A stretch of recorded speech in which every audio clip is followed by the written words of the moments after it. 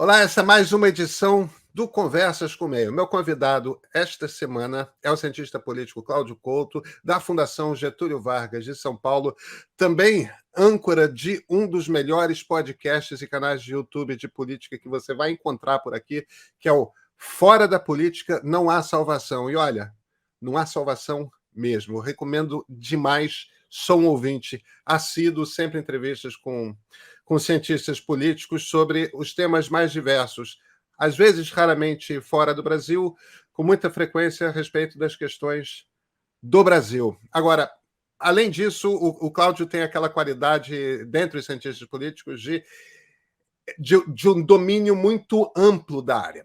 Então, é um cara com quem eu sempre gosto de conversar quando eu quero olhar aqui para o mapa e tal, o que está acontecendo.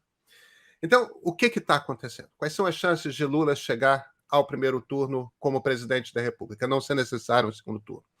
O que está acontecendo dentro do PDT, essa violência que começa a surgir entre a militância petista e a militância pedetista? Jair Bolsonaro, qual o futuro do bolsonarismo? Qual o futuro dessa extrema-direita? Quais são as possibilidades de uma tentativa de confusão grande no momento imediatamente posterior à declaração de que um presidente novo existe e este presidente novo não é Jair Bolsonaro? São muitas as questões. E, claro, a gente vai falar um pouco também a respeito de, Congresso Nacional. Como é que vai ser para Lula, se as pesquisas se confirmarem, para Lula governar com esse centrão ultrapoderoso? Tem muita conversa para ter. Cláudio Couto é meu convidado. Vem.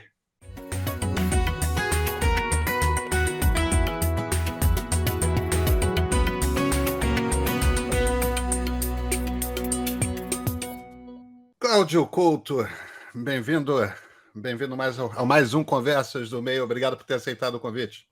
Eu que agradeço, Pedro. Sempre um prazer conversar contigo.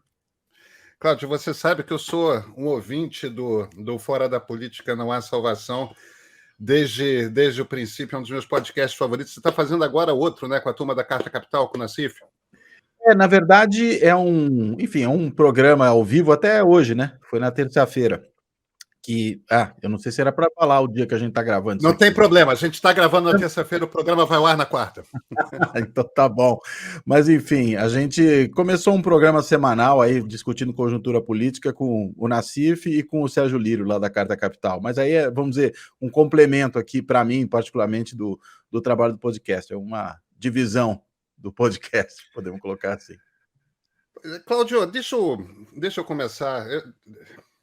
Eu gosto sempre muito de conversar com você sobre o cenário político. A gente está na reta final da eleição, ou menos na reta final do primeiro turno.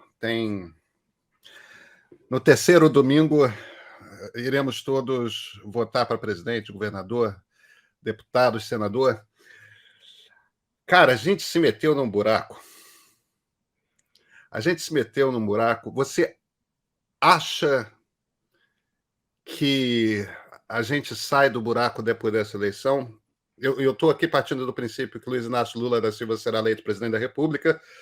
Claro que coisas podem acontecer, mas a gente já está numa situação em que é muito difícil imaginar um cenário diferente, né? Uhum. Em se dando uma eleição do Lula, ou do Ciro, ou da Simone, quer dizer, em se dando a derrota do presidente Jair Bolsonaro, você acha que a gente começa a sair do buraco ou a coisa é mais complicada? Eu acho que a coisa é mais complicada, né? Acho que, enfim, esse é o primeiro passo para a gente sair do buraco, né? Não vejo como a gente não sair dele continuando com esse governo, com esse presidente, com todas as situações que eles próprios criam. Agora, eu acho que não é suficiente porque vai levar um tempo. A gente passou por uma situação de desestruturação de uma série de aspectos aí do funcionamento do Estado brasileiro, em primeiro lugar. Estou pensando, por exemplo, no desmonte de áreas importantes da burocracia pública, né? A área ambiental, a área cultural, né? As políticas de direitos humanos, mesmo a nossa política externa, né? Que foi muito desorganizada durante todo esse período, área de educação, área de saúde, nem se fala durante a pandemia, enfim. É só a gente olhar para qualquer pedaço desse governo e reparar na desestruturação que houve dessas áreas. né, da burocracia propriamente dita, e aí eu estou me referindo a servidores de carreira que estavam nessas áreas há muito tempo, que têm expertise, que poderiam dar conta dos problemas e que foram afastados, foram substituídos por gente sem qualificação, esses milhares de militares, de policiais em cargos que não têm nenhuma natureza nem policial nem militar e acabam não dando conta do recado, ou estão ali justamente para não dar conta do recado mesmo, além de descontinuidade das políticas públicas. Então, acho que esse é um primeiro ponto. O segundo ponto é o clima político completamente envenenado que se produziu no país ao longo desses últimos anos. Se já não era um clima dos melhores, pelo menos de 2013 para cá, eu entendo que a coisa piorou ainda mais de 2019 para cá com a eleição do governo do presidente Bolsonaro, porque, afinal de contas, os ataques que ele faz aos mais diversos campos, né, do funcionamento das instituições brasileiras, o Poder Judiciário, que acho que é o que chama mais atenção, durante o primeiro ano e meio também o Poder Legislativo, na figura, sobretudo na época do presidente da Câmara, do Rodrigo Maia, mas que era um ataque ao Congresso naquele momento, o ataque aos governos subnacionais, que já ficou mais evidenciado na pandemia, mas que começou antes. Até se a gente vai ali ao final de 2019, já tinha ali aquele conflito por conta da questão da tributação dos combustíveis se desenhando, e isso voltou agora a ser um elemento importante. Ou seja, há um estrago generalizado também nessas relações institucionais. E tudo isso vai levar tempo para ser reconstruído. O próximo governo vai ter um trabalho danado, e acho que uma das coisas importantes que esse governo que virá terá que resolver será a relação com o Congresso por conta do orçamento secreto, né?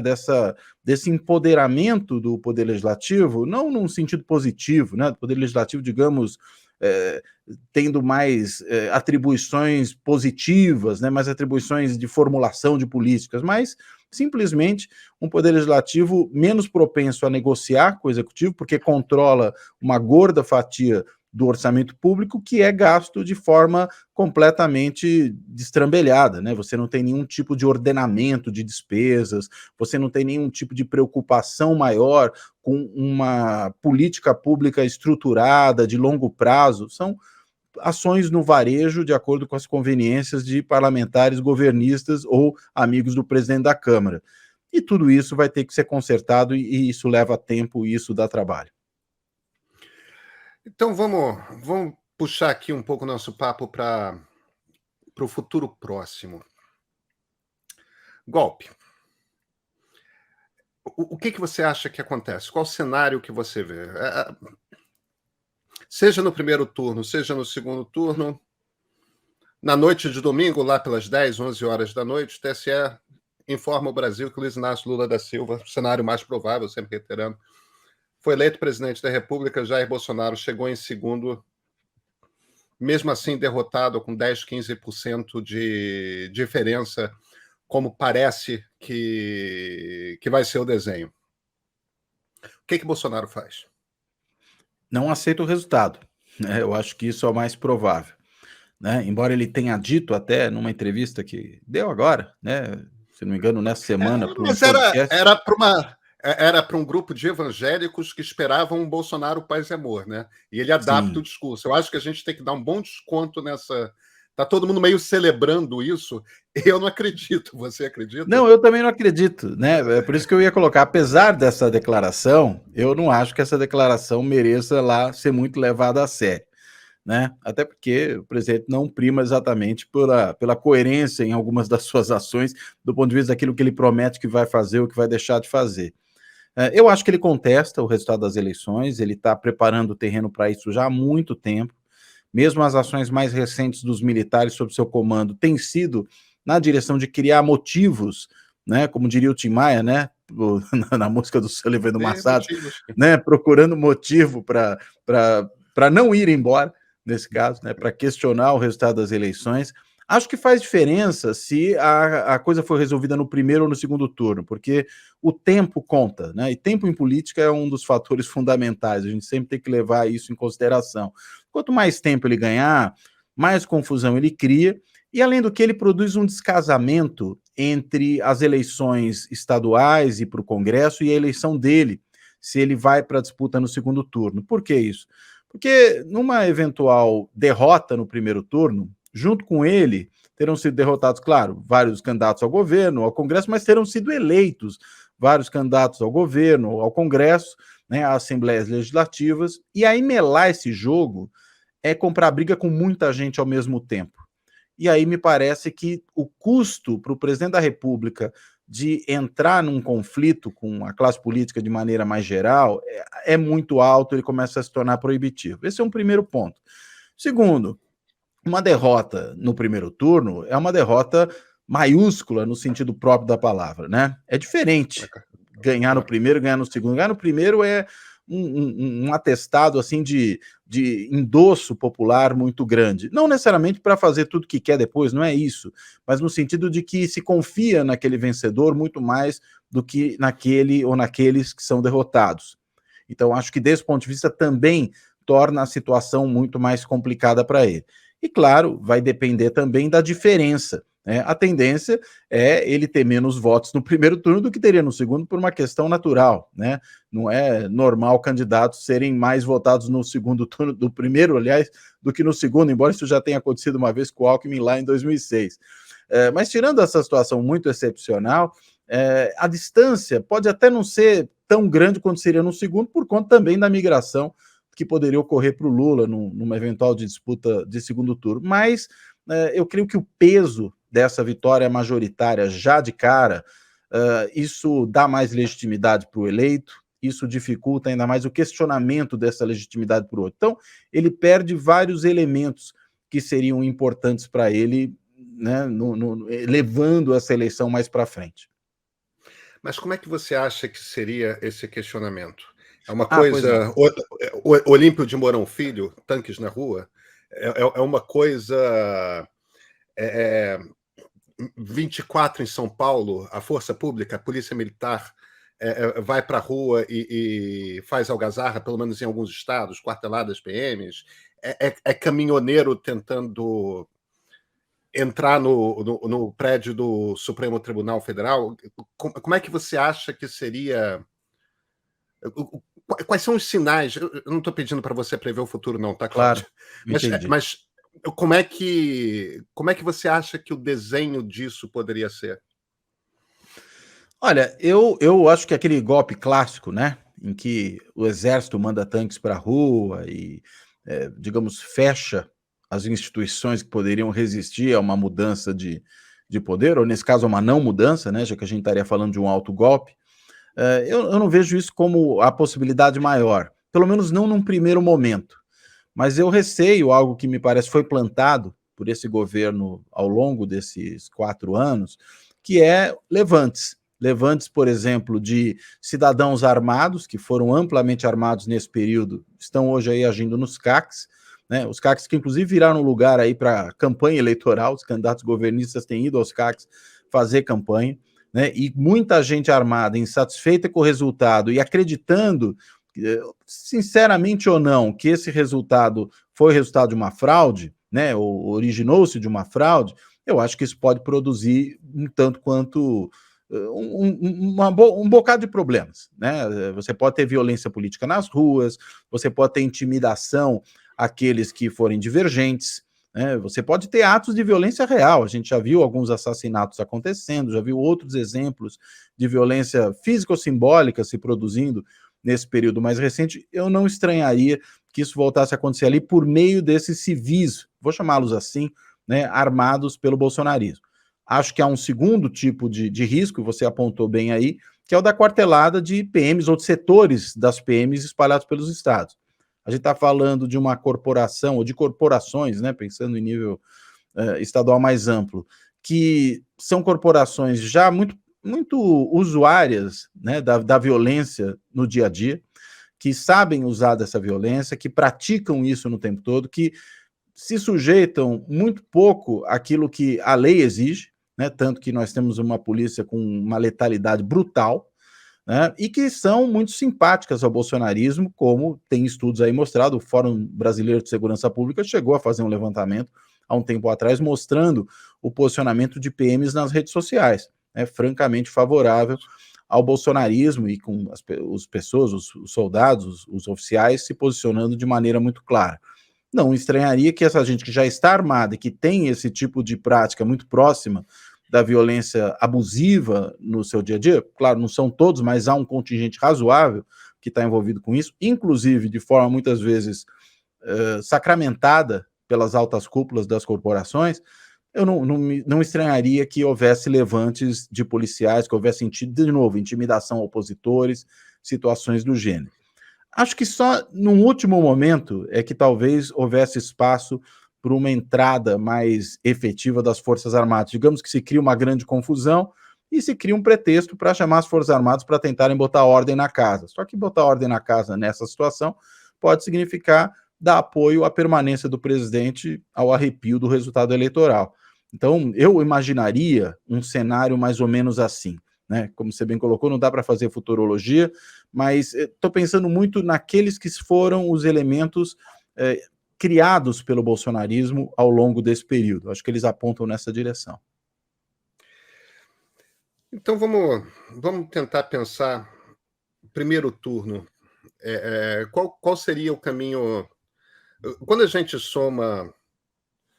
pega as principais pesquisas, né? A Quest, IPEC, IPESP, Datafolha, mesmo se a gente for pegar Big Data também, tudo mais, elas todas fazem um cenário muito parecido, em que, no fim das contas, você tem entre brancos, nulos e não sei, algo entre 25% e 30%.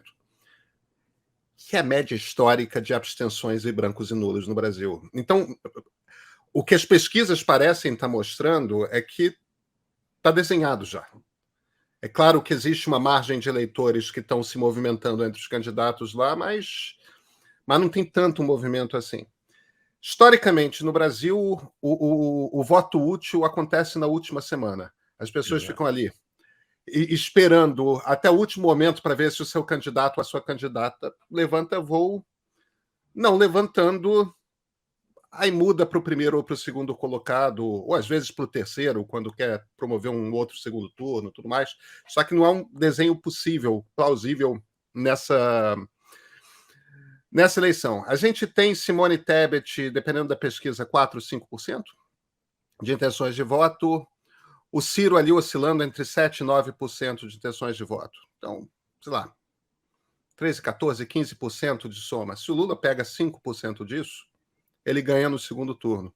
No primeiro, você quer dizer? Desculpa, no primeiro turno. Primeiro. Exatamente. A gente já sabe que a maior parte dos votos de ambos, Ciro e Simone, vão para o Lula no segundo turno. A questão é se vão no primeiro, e isso parece ser o fator que vai decidir se essa eleição termina no primeiro turno ou não. A quantidade de pessoas que saem do Ciro e da Simone e vão para o Lula. O voto da Simone é o voto tucano. É o voto de quem votou no Fernando Henrique, é o voto de quem votou no Geraldo Alckmin, é o voto de quem votou em José Serra, mas tipo, é aquele voto tucano mesmo. Não é o voto da direita que não tinha outro candidato e ia neles. É o voto tucano. O voto liberal, se você quiser chamar assim. Agora, o voto do Ciro, teoricamente, deveria ser um voto de esquerda. Deveria haver uma afinidade maior. Em 89, quando o Brizola, no último momento, ele não foi para o segundo turno, deu uma reclamada, deu uma ranzizada, ficou frustradíssimo. Ele realmente esperava ir para aquele segundo turno. Mas e não foi por menos de 1%, né? Foi uma batalha dura ali, e aquilo definiu o que seria a esquerda, que o PT seria o partido dominante da esquerda na Nova República, né? Foi uma eleição muito importante nesse sentido. Agora, deu 2, 3 dias, o Brizola fez o que o Brizola tinha que fazer. Foi lá e declarou apoio ao Lula. E, no entanto, Cláudio, às vezes parece mais fácil pegar um eleitor da Simone e botá-lo para votar no Lula do que pegar um eleitor do Ciro e botá-lo para votar no Lula. Existe uma animosidade que foi criada entre as militâncias. Eu estou sendo injusto quando falo do eleitor, mas entre os militantes, entre os mais dedicados, quem está fazendo campanha, se criou uma animosidade meio inacreditável. A que você atribui isso? Você acha que isso tem algum tipo de significado que pode, de fato, afetar de alguma forma o quadro eleitoral? Como é que você lê essa situação, Ciro Gomes? Vamos lá. Só reforçando um ponto que você mesmo já assinalou, né, Pedro? Acho que um primeiro ponto é a questão de que a gente deve diferenciar o eleitorado, de modo geral, vamos dizer, o eleitorado do Ciro hoje, desse grupo militante em torno do Ciro, né? O grupo mais militante, e eu até diria, em certo sentido, muitas vezes, um grupo mais sectário em torno do Ciro, além, claro, do próprio Ciro. Acho que são coisas diferentes. Tem muita gente que se dispõe a votar no Ciro, mas que não o acompanha nessa mesma virulência que ele tem utilizado, por exemplo, ao atacar o Lula e atacar o PT, que acho que vem daí grande parte dessa animosidade, e que nisso ele é acompanhado por boa parte daquele grupo mais próximo dele, o grupo dos mais inflamados. Eu entendo que esse grupo é pequeno, né, como costuma ser sempre, né, esses militantes mais inflamados costumam ser um grupo menor. E por isso, eu creio que o Ciro corre um risco sério de sofrer ali na reta final um derretimento, e com isso, grande parte dos eleitores dele, não dos militantes dele, correrem para o lado do Lula, que é para onde, quando você olha as pesquisas, tende aí a maior parte do eleitorado que, porventura, venha a deixar o Ciro se vier. Né? Estamos aqui trabalhando com uma possibilidade que me parece um tanto quanto plausível, mas que, enfim, precisamos ver se vai se concretizar. Por que eu acho que essa possibilidade é bastante plausível? Por conta, em primeiro lugar, das características dessa eleição. Né? Essa não é uma eleição comum. Eleições normais já costumam ter migrações de última hora, voto útil de última hora. Uma eleição como essa, tão acirrada, com ânimos tão inflamados, em que tem tanta coisa em jogo, inclusive a própria democracia, eu acho que é uma eleição que tem uma capacidade de produzir essa migração de voto útil no segundo turno, ou no primeiro turno, no final, né? Na reta final do primeiro turno, antecipando o segundo turno, muito maior do que em eleições anteriores. A gente até viu na eleição de 2018, um caso que eu acho que é importante lembrar, que é o da Marina Silva, que chegou a figurar bem nas pesquisas durante bastante tempo, quando chegou no final teve 1% dos votos. Né? O Alckmin também sofreu um derretimento naquela eleição, ele só foi ter lá menos 5% dos votos no final. Né, porque antes ele aparecia numa situação um pouco melhor. Né? O Ciro ainda teve um empuxo, porque houve muito voto útil no Ciro naquela eleição, de quem apostava que ele seria, e acho que seria mesmo, um candidato mais competitivo no segundo turno contra o Bolsonaro em 2018. Então, tem esses movimentos de última hora que podem ocorrer, e acho que nesta eleição tendem a ocorrer, mas aí tendem a ocorrer de maneira muito mais direcionada para os dois principais candidatos. Né, para o Lula, no caso dos eleitores antibolsonaristas, e vice-versa, no caso dos eleitores antilulistas, né, ou antipetistas, como preferirem. Então, acredito que vai haver essa concentração. E a concentração de votos nos dois principais, eu entendo que é muito mais importante do que o tamanho da diferença. Né? Desde que você tenha muito voto concentrado nos dois primeiros, a possibilidade de um deles ter maioria aumenta, né? Mesmo que ele tenha a maioria numa diferença mais apertada em relação ao segundo colocado, que não me parece também que é o quadro aqui. A diferença tende a ser, se as pesquisas estiverem acertando, e isso se mantiver até o dia da eleição, ela tende a ser um pouquinho mais larga. Agora, um outro ponto, né? Por que essa animosidade toda se criou? Mencionei os ataques muito duros do Ciro ao Lula e ao próprio PT, numa aparente contradição com o que foi a trajetória dele ao longo dos últimos anos todos, em que ele apoia lá o Lula em 2002, integra o governo, apoia a eleição da própria Dilma, mantém uma proximidade com o PT no Ceará, de repente vira essa coisa, né, cruenta que a gente está vendo aí na relação do Ciro com o Lula e com o PT. Acho que isso vem de e eu não consigo encontrar outra palavra para descrever isso, né, melhor, de um ressentimento profundo que o Ciro alimenta em relação a Lula e ao PT na eleição de 2018. Acho que há duas razões principais para isso. Uma primeira, que foi o fato dele não ter sido ungido como substituto do Lula quando a candidatura do Lula se mostrou claramente inviável, que eu entendo até que seria talvez a solução do ponto de vista programático mais amplo, natural naquele momento, né? Inclusive pelo potencial eleitoral que o Ciro tinha. Isso não se verificou, ele já alimentou ali um ressentimento bastante considerável. E para piorar a situação, houve aquela articulação PT-PSB em nível nacional, que não levou o PSB para a aliança do Haddad, mas tirou o PSB da aliança do Ciro. E acho que isso aí calou fundo. Né? Isso aí produziu né, uma mágoa muito grande. Claro que ele vai dizer que não é mágoa, que é política, mas no grau de radicalização que tem adotado o discurso, às vezes muito mais duro contra o Lula do que contra o próprio Bolsonaro, é difícil imaginar que isso seja só elemento puramente racional.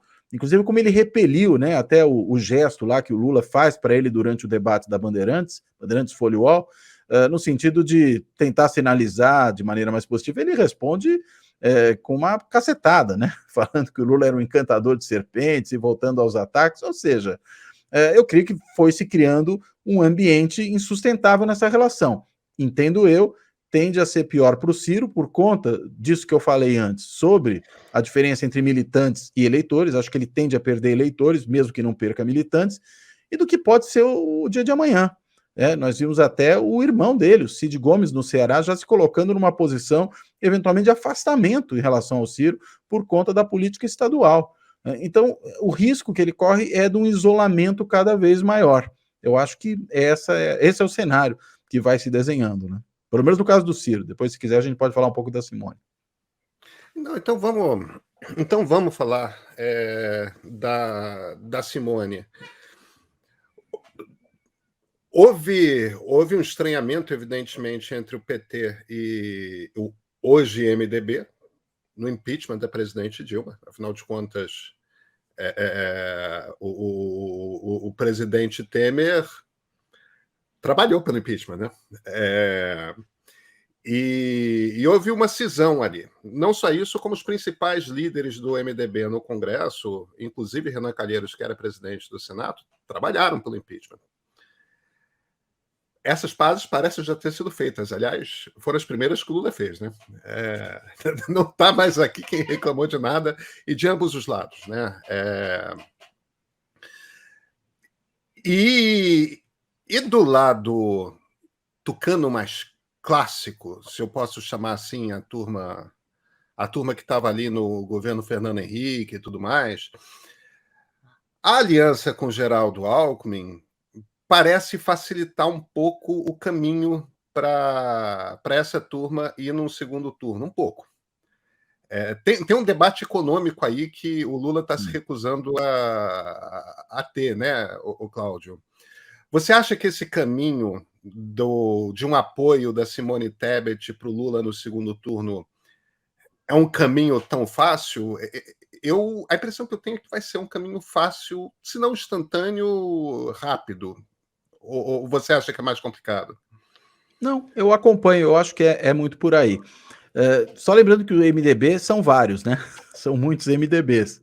Acho que esse é um ponto, né? Aquela velha história de que... É quase um antigo PSD, né? Isso, né? A Federação de Caciques Regionais, né? Tem muito disso. E às vezes até quando não são regionais, né? Tem esse efeito. Eu nunca me esqueço de uma situação em que o Jarbas Vasconcelos, né? Que era senador na época, se não estou enganado, pelo PMDB de Pernambuco, soltou cobras e lagartos falando do próprio partido, falando que era um partido corrupto e tudo mais. E na época o Temer, que era presidente do partido, quando foi questionado sobre o assunto, se saiu, assim, pela tangente, dizendo alguma coisa, não, ele está nervoso, não tem problema, deixa ele falar. Né? Só no PMDB é possível uma coisa assim. Né? E o Renan, até para mencionar o caso dele, eu acho que esse armistício com Lula e, consequentemente, com o próprio PT, ele começou a se desenhar já no dia da votação do impeachment da Dilma no Senado, quando ele encontra aquela saída ali. Separação, né? Isso, que se separar as duas coisas, né? A Dilma foi impedida, mas ao mesmo tempo preservou os seus direitos políticos, que era uma solução curiosa, né? Separando as duas votações. Mas eu acho que ali ele já sinalizou uma relação um pouco mais positiva. E, claro, ela veio depois a se restaurar. Né? O PT procurou aliança com o Kassab, né? Que num dia estava no governo Dilma, no dia seguinte estava no governo Temer. Né? Então, há espaço para entendimento, para negociação. Acho que o Lula é muito pragmático e o PMDB é muito mais pragmático. Né? Ou os PMDBs tendem a ser muito mais pragmáticos. Eu vejo mais dificuldade, pela história que houve, na relação com o próprio Temer. Acho que ali é uma situação difícil. Mas, tirando o caso do Temer, acho que nas outras frentes os canais estão abertos e eles provavelmente vão ser, em boa medida, reconstituídos. No caso da Simone não indo para o segundo turno, havendo um segundo turno, entendo eu que o caminho mais natural pelos posicionamentos que ela tem tido, que são muito, aí ao contrário do Ciro, né, muito mais críticos ao Bolsonaro do que ao próprio Lula, embora ela seja crítica aos dois, a tendência é apoiar o Lula e, de novo, por conta do compromisso democrático, né, que teria a candidatura do Lula, que não tem a candidatura do Bolsonaro. Eu acho que essa é a grande diferença. Até porque já tem gente do PMDB ou do MDB embarcada nessa candidatura, o que também, eu diria, facilita as coisas. Talvez não facilitasse se o MDB fosse um partido diferente, podia até piorar as coisas, né? Você ter ali traições, mas no MDB, como essa declaração do Temer sobre o Jarbas Vasconcelos lá atrás mostrou, as coisas não funcionam bem assim, né? Então, ter já gente do MDB embarcada tende, nesse caso, mais a facilitar do que a criar problemas, né? E claro, né, tudo isso a gente aqui supondo uma situação de segundo turno, mas eu acho que a Simone embarca muito mais rapidamente do que o Ciro, que eu duvido, inclusive, que embarque. Precisa ver como é que o PDT, como partido, vai se comportar no segundo turno. Mas o Ciro não embarca, a Simone eu acho que vai, e o MDB, em boa parte, já foi. Vem cá, e o que será esse governo Lula, hein? Eu olho para os dois primeiros governos Lula, eu não consigo encontrar muito paralelo. O primeiro governo é um governo que é quase um Fernando Henrique II, né? Com Palocci no lugar do Pedro Malan, mas a política econômica é a mesma. E mesmo quando a gente vai para os projetos sociais, o Bolsa Família, que é o grande projeto lá, é um projeto Paz e Barros e Ricardo Henriques, que eram também economistas liberais e tudo mais, e era uma continuação do Bolsa Escola, que já tinha o pé no Cristóvão Buarque ainda dentro do PT. Quer dizer, é uma coisa ali muito... A evidência dos pontos em que os dois partidos que dominaram a nova república, daquilo que eles tinham mais ou menos em comum, né? Divisão de política pública. No segundo governo Lula, já começa a mudar a política econômica, o Mercadantes torna uma voz mais forte, o Guido Mantega e tal. Então a gente fica um pouco sem saber qual é... E o Lula está propositalmente se mantendo ambíguo. Agora, Geraldo Alckmin anda com persiarida para todo lado. É muito difícil olhar para isso e não ver significado nisso. Não fazer uma leitura de que há conversas acontecendo ali. O que é um governo de união nacional? É metaforicamente um governo PT-PSDB, mesmo que o PSDB não esteja embarcado, mas de certa forma essa cabeça tucana dos anos 90 e princípios pré-Aécio Neves, se eu posso demarcar ali uma separação temporal, é isso. Como é que o Centrão se encaixa nisso? Porque a questão do Centrão não é só que o Centrão tenha encontrado no orçamento secreto o seu objetivo final. Agora eles controlam e fazem o que eles querem com o orçamento, eles não precisam mais de cargo, não precisam mais de verba, eles mesmos... Agora, não é só isso, né? O Centrão encontrou no Bolsonaro um líder ideológico popular. Uhum. Junto com as igrejas evangélicas, eles encontraram uma coisa que é uma coisa diferente do que o Centrão jamais tinha tido, né? Como é que você vê esse... Eu sei que eu estou meio caoticamente aqui distribuindo as peças no tabuleiro, mas como é que você vê se organizando esse... A gente volta para o bom e velho presidencialismo de coalizão? O Lula chega lá, pega uma turma do Centrão com os cargos, com umas verbas, o orçamento secreto fica... Como é que é esse desenho que você vê? Vamos lá. Eu vou começar um pouco pelo último ponto aí que você levantou, Pedro, que é a questão do presidencialismo de coalizão. A gente volta a tê-lo no molde tradicional, tenho lá minhas dúvidas, né? E tenho minhas dúvidas pelo seguinte: sempre que tinha gente que levantava uma crítica ao presidencialismo de coalizão e defendia que o Bolsonaro estava, digamos, remando contra, porque ele, afinal de contas, prometeu que não faria coalizão e tudo mais, minha reação era responder o seguinte: falar, olha, presidencialismo de coalizão não é escolha presidencial, é contingência institucional, né? Depende do desenho institucional dado. A questão é que o orçamento secreto mudou esse desenho institucional. Esse é o ponto. Eu acho que é esse o nó que, de alguma maneira, precisa ser resolvido. Se ele não for resolvido dessa forma que leve de volta, minimamente que seja, ao modelo anterior, e eu acho muito difícil que isso ocorra, né? Colocar o gênio de volta na garrafa é sempre um trabalho danado, porque o Congresso vai se desempoderar agora, né? Qual seria o interesse dele fazer isso? Então, eu acho que, ainda que a gente possa ter ainda, num certo sentido, um presidencialismo de coalizão, mas não é o mesmo que nós vimos até então. Ele vai ter que ser montado de uma outra forma, com um presidente mais fraco do que foram os presidentes, pelo menos até o Temer, né? E, enfim, e olha que no Temer e na Dilma a coisa já tinha começado a mudar, sobretudo na Dilma, né? Com orçamento já impositivo ali das emendas individuais, depois vieram as emendas já no governo Bolsonaro de bancada, tudo isso foi alterando esse desenho institucional do presidencialismo de coalizão. Essa é uma coisa. A segunda é, apesar disso, o Centrão, ou que eu prefiro chamar na realidade partidos de adesão, eles vão continuar tendo algo muito próximo de 50% da Câmara e do Senado, né? Consequentemente, ou você conversa com eles, negocia e tenta montar uma coalizão com eles, ou vai ficar muito difícil governar, ainda mais nesse novo cenário com um presidente mais fraco diante de um Congresso empoderado. E eu acho muito pouco provável que dessas eleições eles não saiam grandes como já são hoje, pelo menos, né? Ou seja, dominando ali, como eu já falei, metade mais ou menos das duas casas. Então, vai ter que ser preciso conversar com eles. Isso é uma coisa. A outra é como é que esses novos parceiros que o PT, voltando ao governo com o Lula, pode levar pela mão do Alckmin, como é que esses novos parceiros vão se colocar dentro do governo.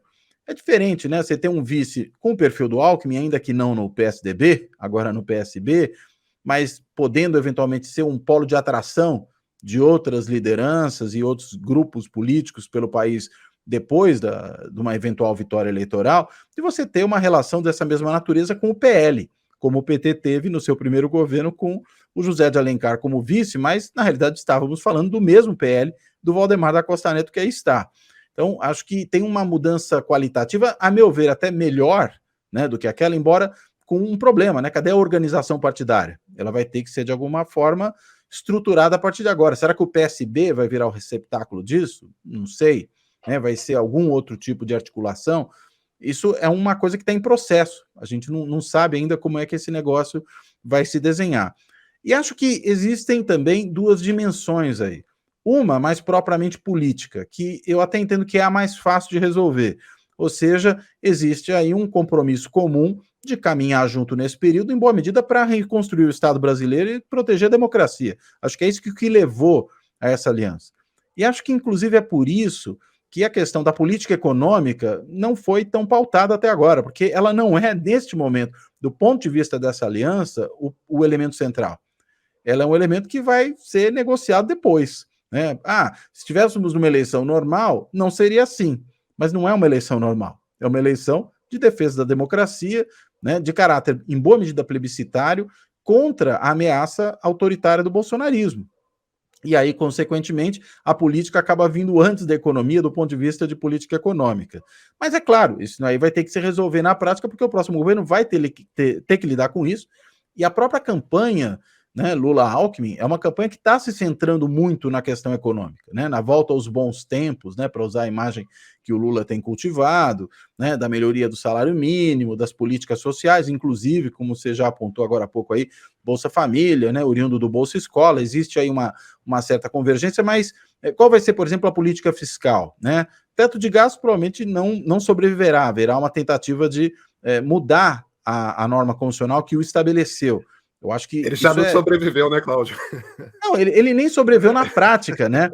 E aí é melhor, vamos dizer, já que não sobreviveu na prática, e o próprio PT e o Lula desde sempre são contra, né? E até economistas, vamos dizer, que não são suspeitos de não serem preocupados com a questão fiscal, têm muitas críticas ao teto de gasto, porque acham que não é a maneira adequada de se fazer política fiscal. Aí é uma discussão que eu não vou entrar nela aqui.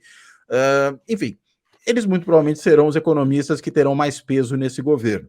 Acho que a gente, desse ponto de vista, talvez não fique nem no Lula 1, nem no Lula 2, mas fique em algum lugar um pouco no meio do caminho, mais parecido, num certo sentido, com Lula 2 do que Lula 1, sob um aspecto, o aspecto de que provavelmente vai haver uma certa preocupação anticíclica nesse novo governo, ou seja, de sair do fundo do poço em que a pandemia nos deixou, que parece que a gente começa, até pela dinâmica natural da economia, a sair, mas que vai requerer uma série de outras ações.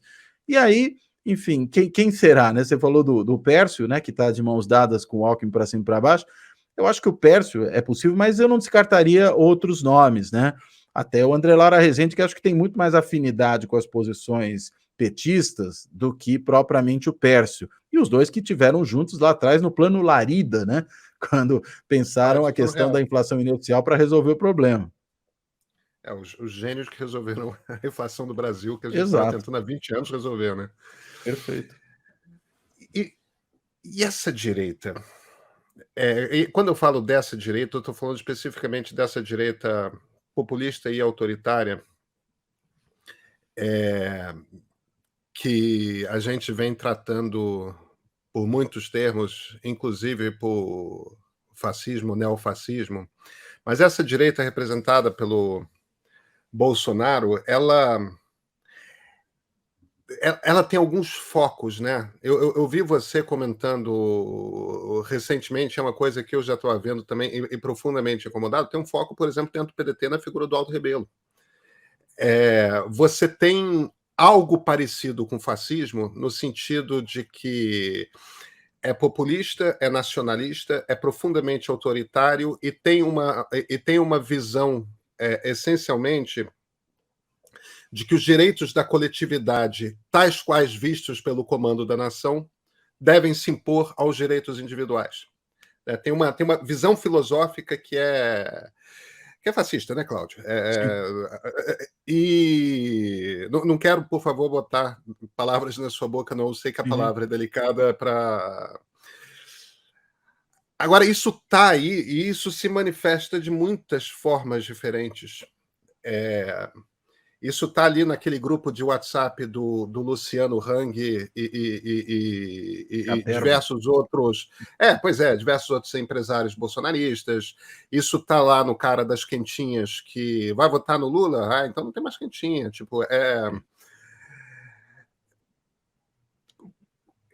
Esse troço que de alguma forma sempre existiu no Brasil, quase que um sentimento de casta, né, de superioridade.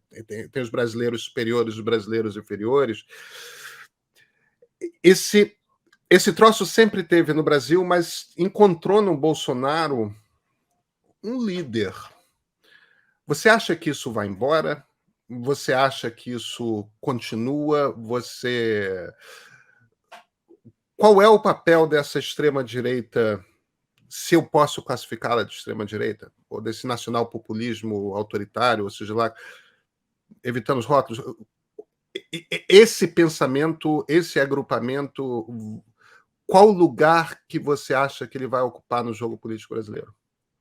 Olha, eu acho que essa direita já estava em boa medida, né, estava latente, né, ela precisava de ocasião para poder se tornar manifesta. Entendo que, em boa medida, esse era o ponto, mas é difícil imaginar que a gente já não tenha visto certas posições que o Bolsonaro verbaliza, que têm sido mais explicitadas desde que ele se colocou como um candidato forte à presidência, não só desde a sua posse, mas desde aquele momento, as pessoas passaram a assumir abertamente e que já não tivessem aí, de alguma forma, presentes, até nos círculos sociais com os quais a gente convive, com familiares, com conhecidos, com pessoas com as quais a gente mantém contato. Acho que tudo isso já estava, de alguma medida, aí presente. Eu acho que o que o Bolsonaro faz, como você bem colocou, é oferecer uma liderança, consequentemente criar um instrumento de congregação desses sentimentos, dessas identidades, transformá-las num movimento, né, e, portanto, dar a elas um corpo e uma força que elas não tinham antes, até por estarem mais articuladas, mais organizadas, ainda que não necessariamente na forma de um partido, né, na forma de um movimento, mais do que de um partido. Eu acho que isso tende a continuar em grande medida. Claro, digamos que o Bolsonaro fuja do país, né, com medo de ser preso, ou seja preso, sofra consequências dos vários crimes que ele cometeu, ele e a sua turma, seus familiares, durante o período de governo. Isso pode desarticular esse movimento, né? Mas acho que muito pouco provável que elimine a presença dessas identidades e sentimentos na sociedade brasileira. Imagino que eles vão ali continuar presentes, talvez voltem a um certo estado de latência. A ver, eu acho que o destino do Bolsonaro é decisivo para saber o que vai acontecer com esse pessoal, porque não sei se haverá uma outra liderança tão rapidamente capaz de congregar da mesma forma. Se ela não surgir, tudo se torna mais complicado. Acho que o papel da liderança, e particularmente nesse tipo de movimento, é muito importante. Acho que esse é um primeiro ponto aí que tem que ser colocado. Agora, no imediato, né, eu acho que a grande dificuldade que esse movimento tem, para além da questão da liderança, não tem partido. Né? Bolsonaro pensou em criar lá o Aliança pelo Brasil, né? Até parece um pouco piada, né? Ele queria o 38, terminou com 22. Né? Ou seja, terminou numa situação muito mais precária do que aquela que havia planejado, né? Mas mostra também uma certa dificuldade de uma organização que vá além dessa lógica de movimento. Né? E partidos tendem a dar mais lastro. Veja o caso do PT. Em 2016, o PT é um partido que perdeu 60% dos seus prefeitos, dos seus vereadores, parecia que estava na lona, né? Teve o impeachment da Dilma.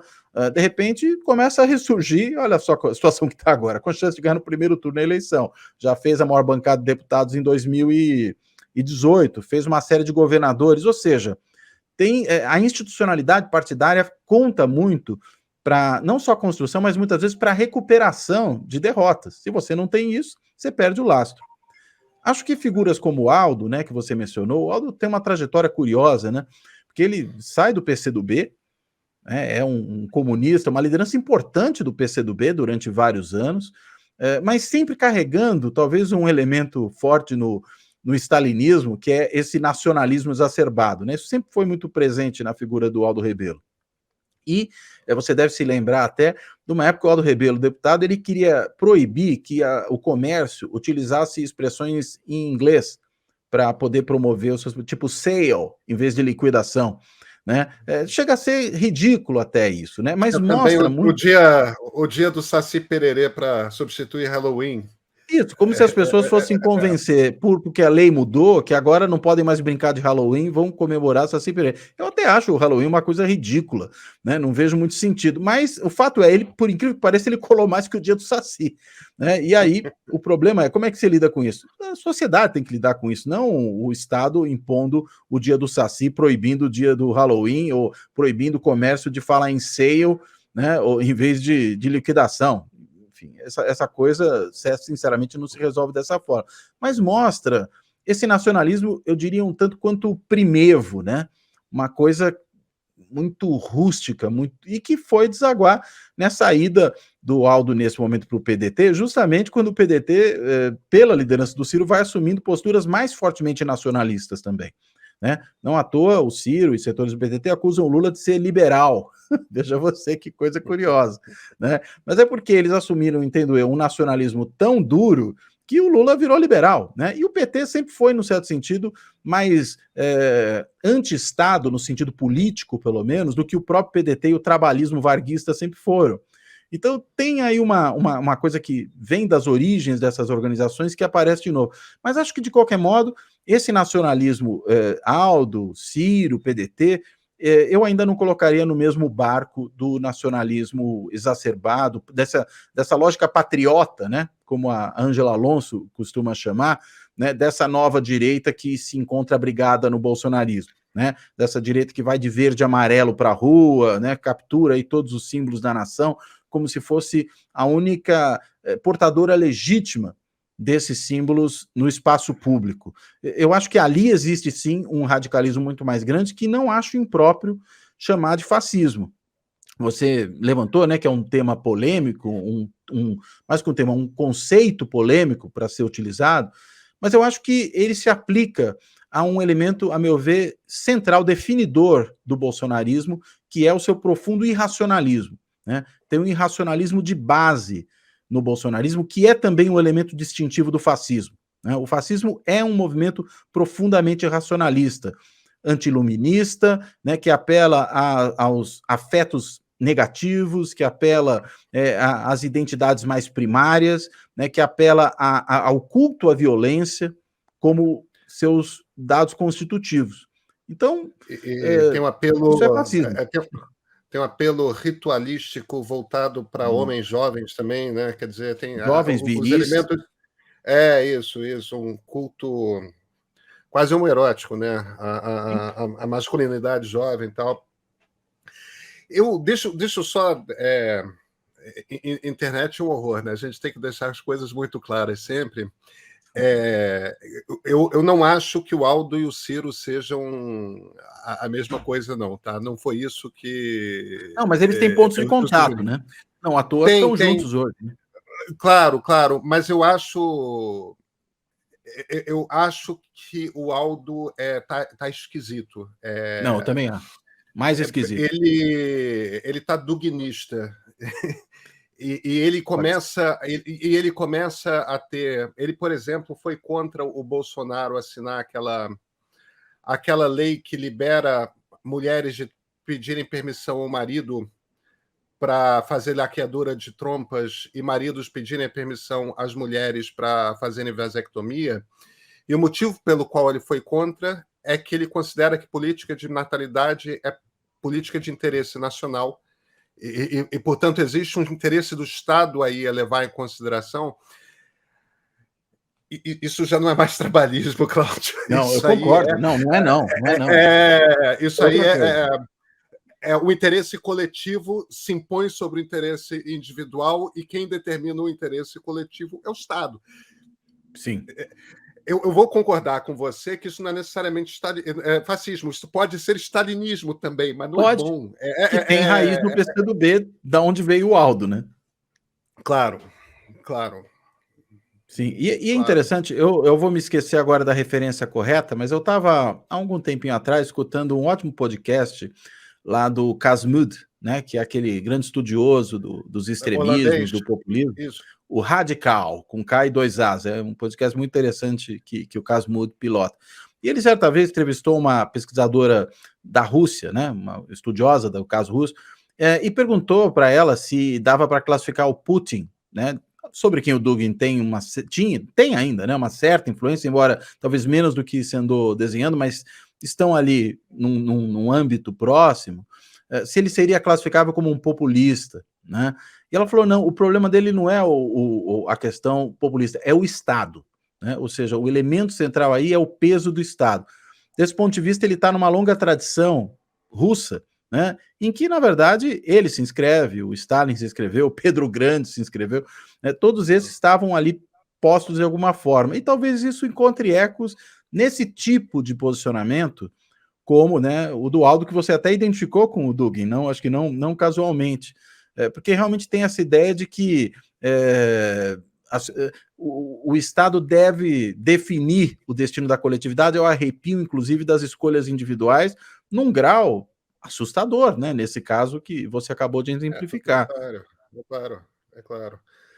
Agora, a gente tem um outro aspecto aí que eu sei que é difícil de prever, mas a gente tem uma cláusula de barreira. Uhum.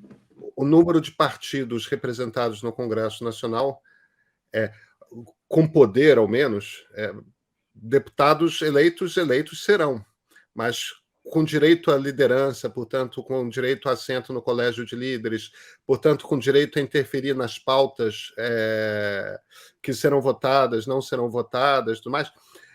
As limitações são tão grandes para os deputados que vierem a ser eleitos em partidos por legendas que não estão na cláusula de barreira, que não conseguirem ultrapassar aquele percentual mínimo de votos num percentual mínimo de estados, que é razoável acreditar que esses deputados, assim que der, vão começar a migrar para outros partidos. A gente vai começar a diminuir o número de partidos. Você acha que isso vai, como era desenhado inicialmente, interferir no desenho do próximo Congresso?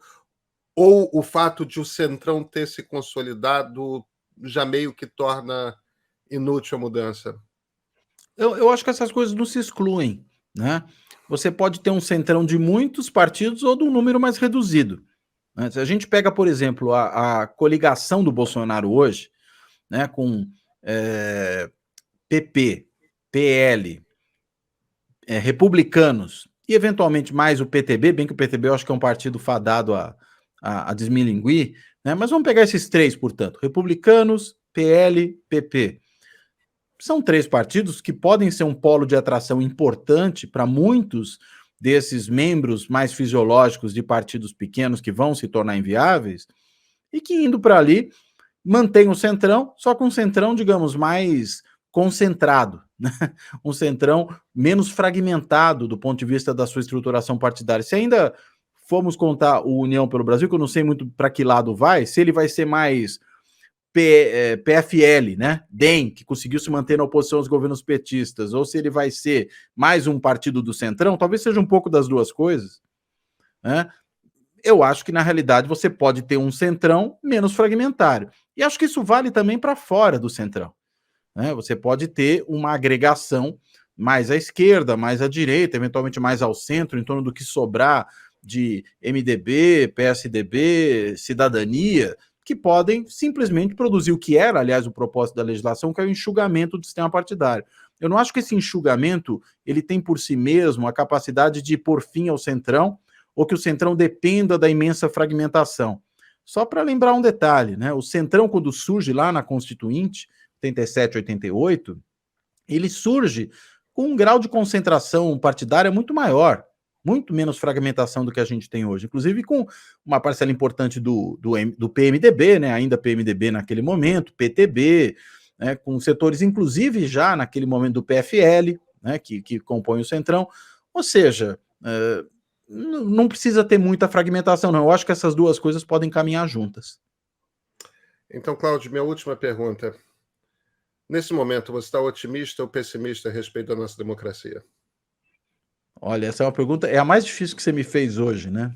Porque é difícil saber se a gente deve estar otimista ou pessimista. Eu diria que eu estou, hoje, né, relativamente otimista no seguinte sentido: eu acho que a reeleição do Bolsonaro, que a meu ver seria o pior cenário possível, tendo em vista o que ele até já sinalizou que tende a fazer no segundo mandato, quando, por exemplo, fala que vai impedir que aqueles que, segundo a interpretação que ele dá a isso, andam fora das quatro linhas da Constituição, ou seja, não interpretam a Constituição como ele gostaria que fosse interpretada, que eles vão ter que ser enquadrados num segundo mandato. Eu acho que ele não tem num segundo mandato, a gente já não corre esse risco, a gente começa um caminho de volta para a normalidade. E acho que isso é fundamental, e as pesquisas eleitorais têm apontado que muito provavelmente o desfecho tende a ser esse nas eleições agora de outubro, né, seja no primeiro, seja no segundo turno. E mais, né? Isso começa a melhorar mais, e aí vem o otimismo relativo, com todas as dificuldades das quais eu falei antes aqui, quando mencionei a dificuldade que vai haver com o Congresso, o fato que a sociedade brasileira ainda vai manter muito desse radicalismo extremista de direita enfronhado nela, e agora com muita gente armada, com muita gente disposta a usar da violência para fins políticos, mais do que se usava em outros momentos na história do Brasil, e mais, no âmbito da política nacional, e não só naquelas disputas locais, que tradicionalmente já tinham algum tipo de característica de violência desse tipo, né? Mas uma violência que nem era tão ideológica, era muito mais pragmática na política local, e no âmbito nacional ela ganha esse sentido identitário, ideológico, que eu acho que reserva um potencial de disrupção muito maior. Eu acho que a gente vai continuar com esses problemas. É por isso que é um otimismo, vamos por assim, cauteloso. Eu acho que a gente começa a sair da crise, começa a melhorar a situação do país, mas vai ainda ter um passivo muito pesado para resolver, e não vai ser resolvido em pouco tempo e nem de forma fácil, né? Isso vai levar tempo, eu acho que vai levar mais do que se levou para produzir o estrago, e vai consumir muita energia, né? Vai exigir, inclusive, que a classe política seja muito capaz, na condução desse processo, de deixar claro para a população que está se passando por um processo de melhora. Porque se produzir uma frustração muito grande, o risco é de uma volta atrás, né? E aí seria, a meu ver, o pior dos mundos, né? Então é por isso que é um otimismo cauteloso esse que eu alimento hoje. Cláudio Couto, muito obrigado pela conversa. Obrigado a você, Pedro. Um abraço.